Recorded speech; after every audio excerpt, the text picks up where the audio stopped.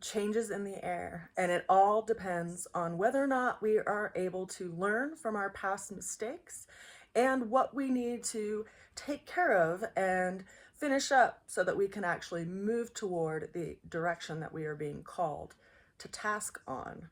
Now, in this week's AstroTarot, we have 9 cards. Of those 9 cards, 4 of them, is it just 4? Yeah, 4 of them are major arcana. In the tarot system, there's 78 cards. 22 of those cards are major arcana, which means that they are representing life lessons and big shifts in our lives when they show up in a reading. And the other 2 are considered minor arcana, which are highlighting day-to-day things that kind of come and go, that are just in motion and in flow.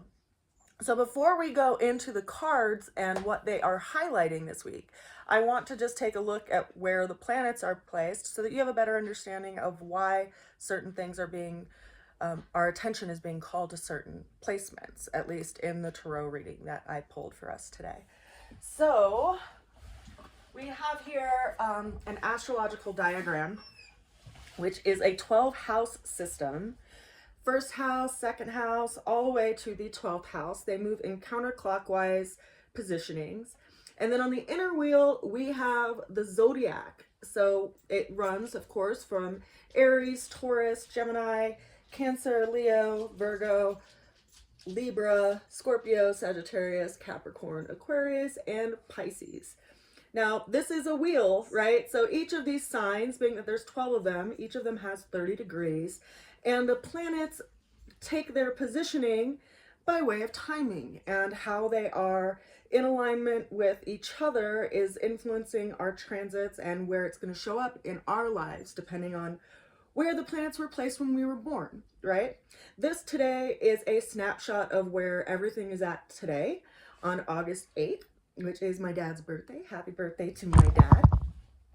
Now, what we're looking at here is right here on the horizon of Aries, we have Neptune and the planet Saturn. They're both retrograde.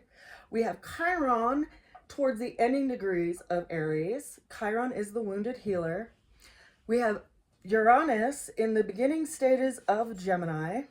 It will be in this sign for around 7 years. It's going to retrograde for a little bit of time back into Taurus, and then it will be in Gemini there on out. Then we have this grouping of planets, which is Jupiter and Venus, which are both in Cancer. And then over here in Leo, we have Mercury, which is currently retrograde for a couple of more days. We also have the Sun. In Virgo, we have the South Node. And then in Libra, in the beginning degree, we have the planet Mars. Now, all the way over here in Aquarius, we see that we have Pluto, which is, what did I just say? Mars is in Libra. Then we have Pluto and the moon both over here in Aquarius. And Pluto is also in a retrograde position. And then we see the North Node, which is in Pisces, which is opposite the South Node, which is in Virgo. So this morning, when the sun rose, we had the sun on the Eastern Hemisphere. We are actually looking south in this direction toward the Tropic of Capricorn, which is when the sun is most intense. So we have the sun over here on the eastern horizon. Over here we see the western horizon. We wouldn't have been able to see Mercury. It's in too close of proximity to the sun. But before sunrise, you likely did see Jupiter and Venus up in the sky at close conjunction. So that's a really interesting thing to see in the morning if you wake up before sunrise.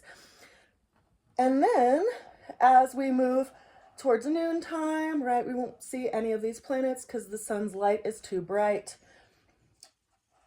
As the sun sets today, we will see the moon rising, and we will over here on the eastern horizon, which will be close to being full. It'll actually technically be full tomorrow, or the early hours of tomorrow. And we will be able to see Mars over here on the western horizon in Libra as the sun is going beyond the horizon. So what I want to point out here is that we have this opposition, which is going to happen. Currently, it's happening with the moon and Mercury and the planet of Pluto, which are at 180 degrees of each other. When the moon goes full tomorrow, it will be in opposition to the sun, right? Which is why it's a full moon. We also have this opposition happening here between Mars and Neptune and Saturn, right? And then we have this interesting conjunction over here with Venus and Jupiter. So in this opposition between Neptune, Saturn, and Mars, we see the will of Mars and kind of the aggressive nature of Mars in opposition to Saturn, which is the planet that governs time, and Neptune, which governs our dreams. So these two are working together, and they're being kind of agitated by the planet of Mars. And then we have over here this interesting conjunction between the moon, which is relative to our home, our emotional state, paired with Pluto, which is all about transformation, opposite of Mercury, which is currently retrograde, so it's kind of taking an inventory, as is Pluto. And as it moves forward and stabilizes, you know, and goes direct in a couple of days, we'll have more clarity as far as the direction that we want to go and be able to talk about it, right? Because Mercury is the messenger. He brings us messages. He's the messenger of the gods. He's also the planet that governs transportation, education, and short distance travel, as well as, you know, things that are happening in our community. Now, it's in opposition to Pluto and the moon, so there's some reflection going on there. Pluto is the planet of transformation, right? It rules over the sign of Scorpio, and once you transform, you can't go back from there. So there's a big kind of donut happening here between the moon, Pluto, and Mercury. It's like a different way of seeing things around what we need to transform in our lives.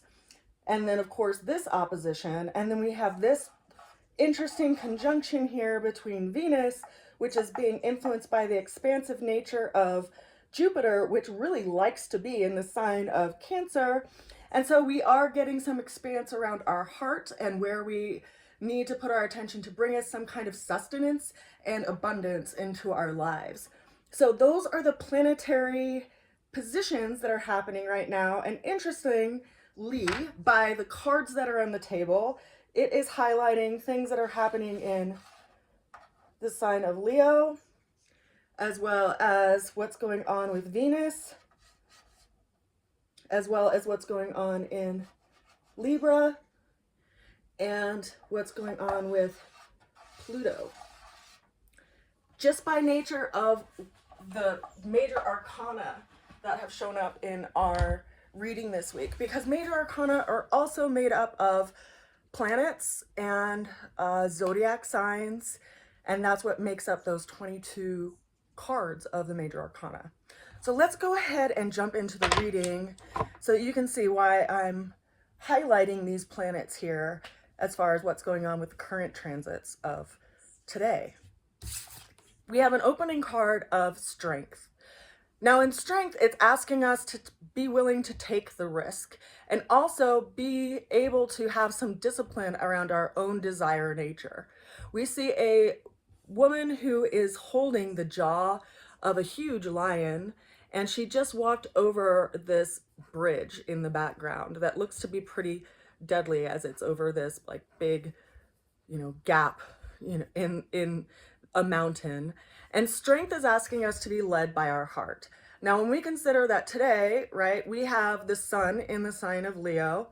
We also have Mercury in the sign of Leo retrograde. And whenever Mercury is retrograde, it's asking us to take pause in the way that we see things. It's asking us to slow down and not move so fast, because Mercury moves as quick as silver, right? It's the fastest moving planet. It takes 88 days to move around the entire zodiac wheel. And so for it to actually take pause and slow down, it's telling us to slow down in a lot of ways and see things from a different light and take in information. As I said, it will be going direct in a couple of days when it will be able to share those ideas and have some resolution around what is being figured out currently right now. So you might see interesting conversations come to the table. You might see interesting ideas that you kind of put in the back of your mind coming back to surface. And this will be especially poignant for you if you have planets in your natal chart that are in any of the fixed signs, because Leo is fixed fire, Aquarius is fixed air, which are where we have this opposition happening currently today between Mercury, Pluto, and the moon. And then tomorrow we will have the opposition between the moon and the sun, right? And so whenever there is a full moon, it is bringing something to light, it's bringing something to surface, and it's making something seen that was hidden before. And so there will be these aha moments, especially as it just kind of went through this gauntlet of Pluto. You know, what do we need to burn off? What do we need to shed, right? The fixed signs are often associated with different mobilities of the snake, which sheds its skin. And so there is something we're outgrowing in our lives and that we are coming to terms with right now. Depending on where these show up in your chart, which house they're in, it's going to be bringing light to those things that you need to let go of, quite literally. Interesting card. Strength is our dough note of the day.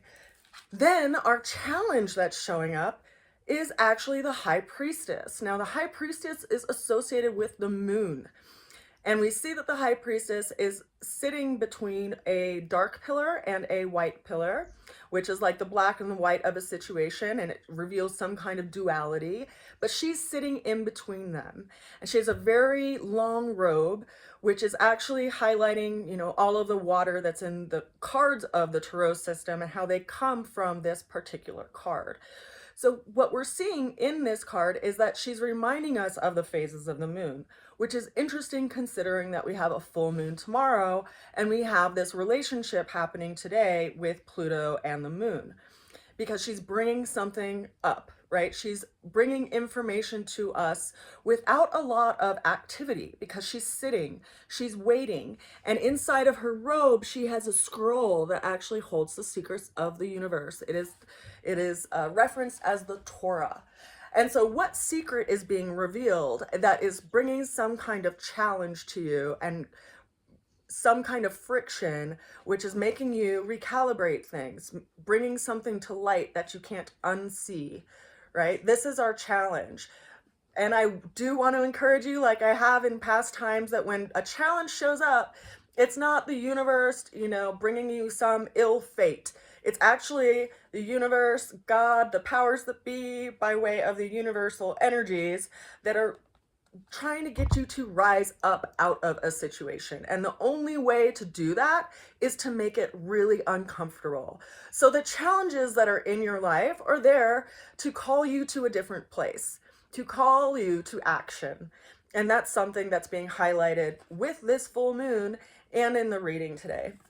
Now, the way out of the challenge, or the way through the challenge, came through by way of the Knight of Cups. And we see a man sitting on a horse that it has one leg lifted as if it's taking a cautionary step toward a stream which is in front of it.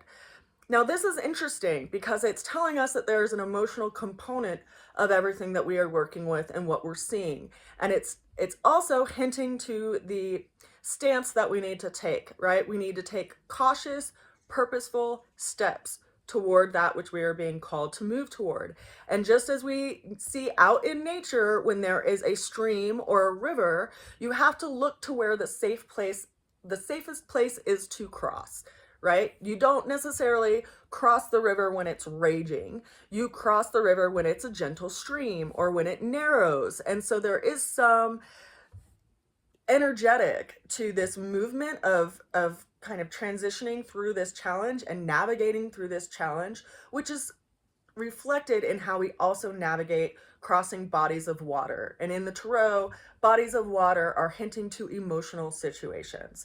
So there is some emotional situation that is in our lives that we are being asked to move cautiously through by way of this card. Now, the ultimate outcome came in with a bunch of cards, the first of which is the Empress. Now, the Empress is highlighting the energetics of the planet of Venus, as well as some energetics of Libra because Venus governs Libra, but specifically this is speaking to Venus, which is the planet that's about abundance, right? It's a planet that highlights the harvest that we get from the earth. And we see that in this image here with this woman sitting in a garden, and she's surrounded by all kinds of botanicals that are growing in abundance. And so she is someone who is of her environment, and she's reaping what she sows out of the environment. We also see her as pictured with a womb that is impregnated, so she's hinting to a doorway that we have to pass through. Considering that we have Jupiter in the sign of Cancer right now, which is governing, the motherhood and family, and we also have Venus in that sign as well. This is telling us that there's a doorway that we are passing through that is actually hinting to the growth of something that we are preparing to be in the world. It may be a human, right? It may actually be conception, like human conception. It also could be the conception of an idea or a project or a book or something that is right now in an incubation phase. Right now it's in a phase that is forming, but this is our ultimate outcome. There's something that is being expanded right now with the energetic of Jupiter tied to the energy of Venus in the sign of Cancer, which is something we are moving toward, right? This is the ultimate outcome. Whatever challenge is in your life right now is asking you to dissolve it and let it go so that you can put your energy into that which you want to grow, because we are all moving through some doorway of sorts, and what is in the space that we're leaving is going to be left behind, hence the additional energies of Pluto, which we'll get to in just a couple seconds. Now, this is followed by the Queen of Wands, which is interesting because this is a minor arcana card, but it's also highlighting the energetics of Leo because it is a fixed fire sign, and this is a cardinal fire sign. This is actually Aries, sorry. More likened to Aries because it is a cardinal fire, and that's what queens are, is cardinal energies, active energies. And the energetic that's being shown here is what's going on in Aries. So it's actually highlighting the energy of Saturn paired with Neptune and Chiron. So there is an aspect to this work that we're doing which is tied to a timing, right? Because we have Saturn, which takes 28 years to move around the whole zodiac wheel. It had just moved into Aries and it's retrograde right now. It's moving back into Pisces and it's paired with the planet of Neptune. So there is something that is asking us, like, what aspect is maturing in ourselves? Aries is a zodiac sign that is speaking to the development of self, from like the little kid non-committed self to the more mature adult self, right? Lowercase s to a capital S. And this is hinting to this transformation and this work that we're being asked to do right now by the planetary alignments. So what does it mean to be committed to something rather than just have a short range idea, right? Aries moves fast, but it usually doesn't commit very well to things. But it's being paced right now by Neptune, which is our dreams, but also illusions. And so we have to have some sobriety with what we are wanting to create so that we aren't escaping into something, but instead we're building something which is in alignment with our ultimate dream. That is followed by the Five of Cups. Now, the Five of Cups is all about letting go of something so that we can turn around and see what it is that we are here to build. We see 3 cups spilt over on the ground.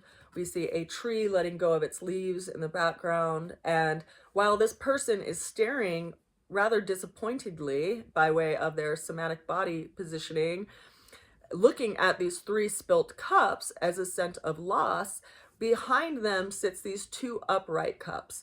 Now, in the Tarot, if you look at the way that the cards are organized in the minor arcana, you would see the 3 of Cups is like a happy, emotionally satiated energy. And the 2 of Cups is a reciprocal relationship. So we see these 2 energetics combined in this card, but the 3 are spilt over, which is some kind of loss around this, idea of what happiness and what it means to be satiated in happiness is. But really, that ideal we have to let go of so that we can turn around and look to where we are reciprocated in relationships and turn our attention toward that. So there is a very big hint here in light of where we put our attention and how we can bring ourselves down, or how we can inspire ourselves to look toward the horizon, because they're not looking toward the horizon, right? They are looking down. We have to look toward the horizon. We have to keep our chin up, so to speak, and keep our eyes set on where we want to go. Just like any water sports, snow sports, or any eye-hand coordination sports, depending on where your eyes are at, that's where your body will follow. Same with where your shoulders are aligned and your hips are aligned. So we have to look at where we put our attention and see that as our greatest practice. If you find yourself falling into a negative attention, I urge you to build the practice of changing where you put your attention, because there is an infinite amount of directions you can focus on, both externally and internally and beyond. And that is ultimately going to drive the direction that you are taking yourself in this journey of life, as we call it. That is further followed by the Nine of Wands. So here we see someone standing with a wand separated from the 8 wands behind them. And they look a little beat up. They have some bruises. They have a bandage over their head. They have some scuffs on their clothing. They look like they've been through it, right? But they're learning from their past mistakes. They're learning where they put their will in the past and where it kind of took them through a beating or a hardship of some sort. And they're pulling something back, right? They're holding their wand back. They're taking something in and kind of gaining their energy. And so there might be, a call to actually remove yourself from a situation so that you can really examine where you've put your energy and what it has allowed you to harvest in your life. If it only harvested bad experiences and hardship, I would suggest not putting your energy and your will in those places. But we see someone here who is learning from their past mistakes. And it is a completion card because it is a 9. And so take, an inventory and allow that inventory to give you a recalibration of where you put and invest your own energy. That is followed by the Judgment card. Now, this is what I was hinting to a little bit earlier in light of the energetics of Pluto and its influence happening in our lives. Pluto is a very slow moving planet, right? It is at the outer reaches of our planetary system, and it takes roughly around 248 years to move around the entire zodiac. So it's going to be sitting in the sign of Aquarius for a very long time, at least for the next 16 years. It typically sits in a sign anywhere from 12 to 20 years, depending on its retrogrades and its elliptical, like where it lands in its elliptical orbit. So here in this card, we see 3 people, a female, a male, and a child, that are coming out of or being called out of what looks to be caskets. So they were in these coffins and they are being called to task. They're being called to a new experience by this angel that is in the sky playing a trumpet. And so this is very telling of not only a transformational process, but a calling, a literal calling that is being activated in us right now. And in order to follow through with that calling, we have to leave these places that have put us in a box, places that have literally kept us in the dark around possibility because of the confinement of those spaces. And so these people are being called to task. They're being called to a new experience. They're being enlightened in a lot of ways by this calling.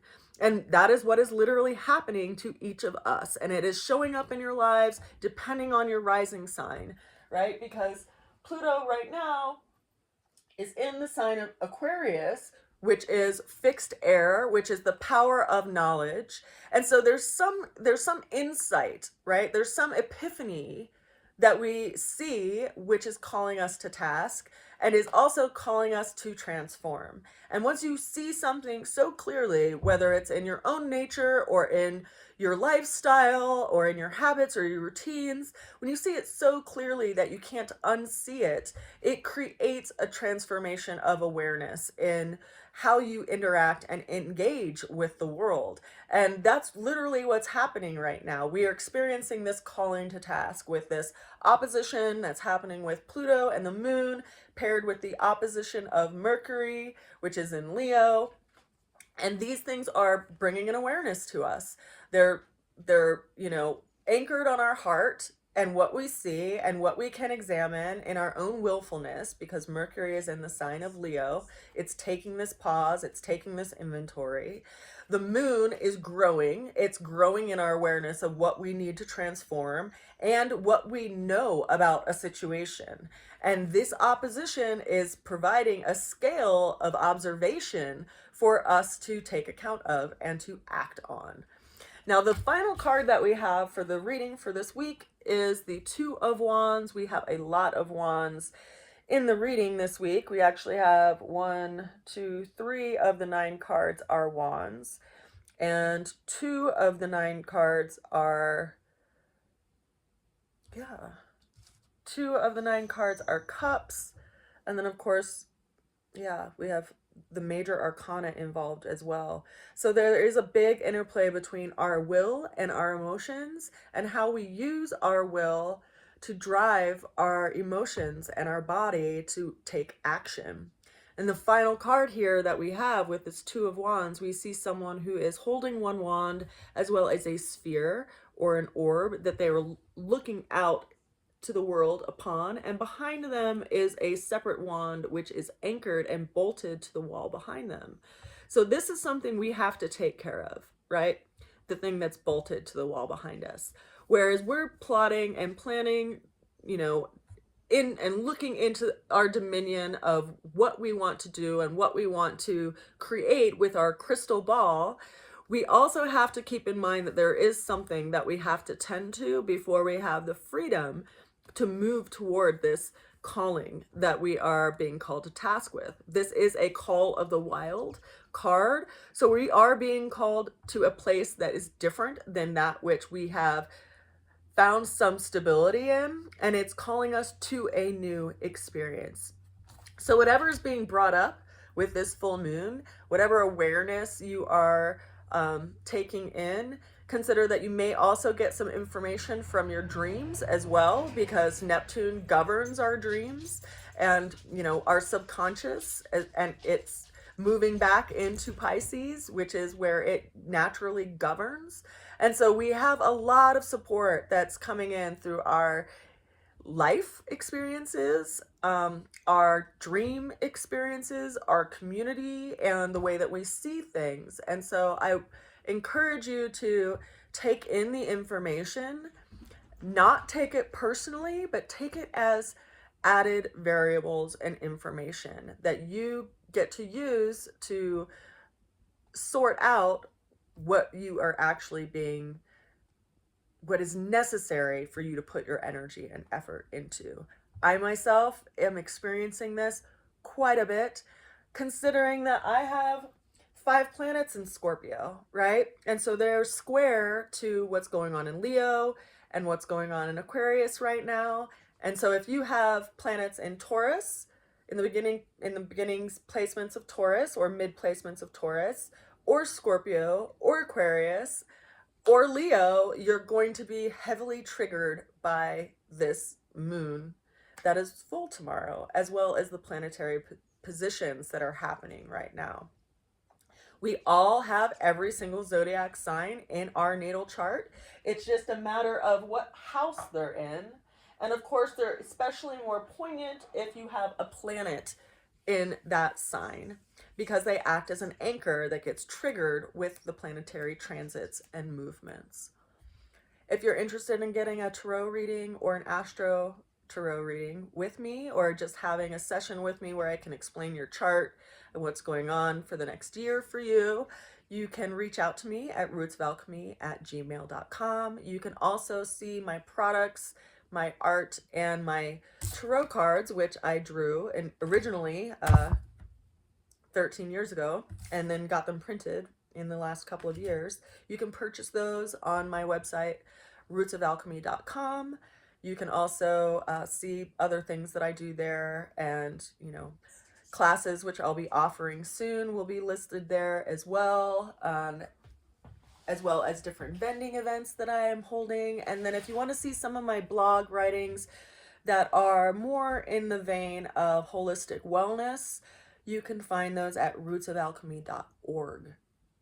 O-R-G. So feel free to reach out, and otherwise you're also welcome to, of course, send me a donation if you appreciate these readings and you find that they're beneficial and you just want to give me some encouragement to keep making them. I appreciate that encouragement. You can do that through my website as well. Aside from all of that, update on Yoda, Mr. Boots, who's looking out the window right now. He's so cute. Just so you can see his little window watching position. Yeah. He has about 4 more weeks before he can get his bottom wire taken out of his jaw. It's anchored and pierced through his chin because he was hit by a truck about 8 weeks ago. And we are very fortunate that he is doing so well. But, breaking your face is similar to breaking an arm or a leg or any other bone in the body, and it takes a long time to heal. So he's had the wire in for about 8 weeks, and he'll have it in for another 4 weeks, which means that my biggest job right now is keeping him away from sticks and bones that he finds in the yard, which he is absolutely amused by, having me chase him around trying to get them out of his mouth. But other than that, we're doing well. There's fires in Colorado. The closest one is now contained, but there's still some popping up because it's a dry summer on the western slope and throughout Colorado. So we appreciate all your prayers. Everyone in this state and all over the country, I'm sure, do. Prayers are powerful. Please put your energy and effort into them because they definitely make big changes happen in the world, and don't discount that at all. So I send you a good wish and lots of love. I hope you have a great weekend and that you are inspired to follow your heart in the direction that you are feeling called to go. Bye for now. Mwah.